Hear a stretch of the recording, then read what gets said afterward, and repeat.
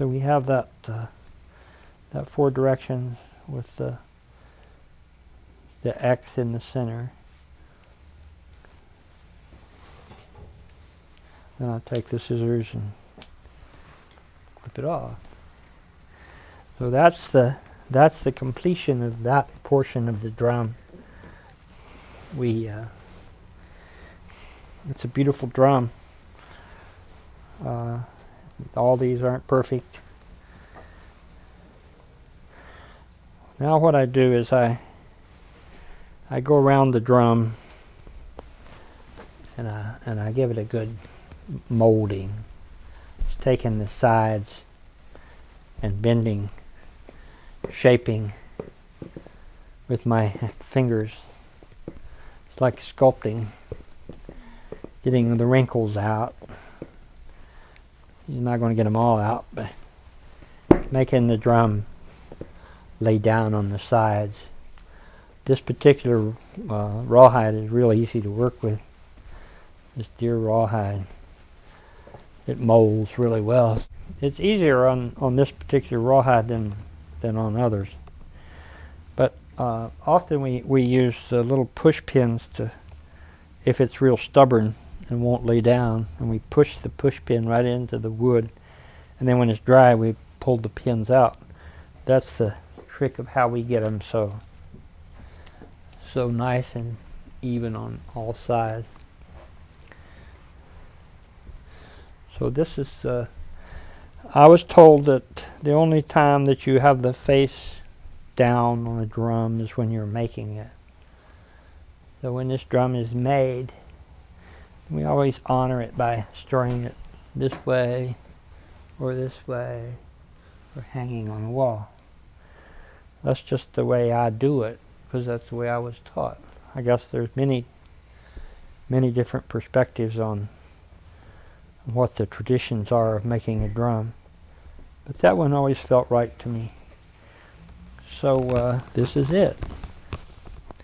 Now we'll smudge this drum and we'll burn a little sweet grass, make a prayer. The drum as it awakens, where's that bowl? As it awakens, it gets its voice.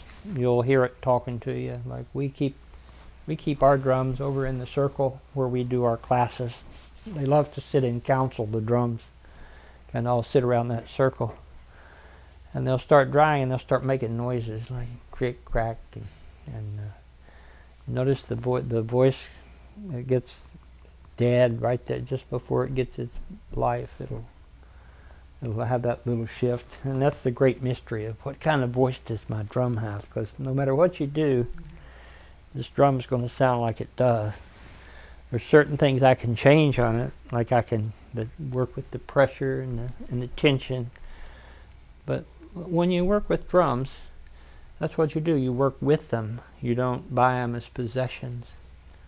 I never thought of owning a drum like owning a person. We often say my children or my wife or my, as if we possess these things. So when you're working with the sacred, you realize that this is medicine and this is sacred. You are too. So this drum can help us get back in touch with our heart. That's especially the deer. That's my belief, that when I drum with deer energy, it brings me back here into my heart. We smudge these drums when we're through making them, as well as when we begin the ceremony. There's ways to treat these drums. I have a care of the drum. You treat the drum just like you would an animal.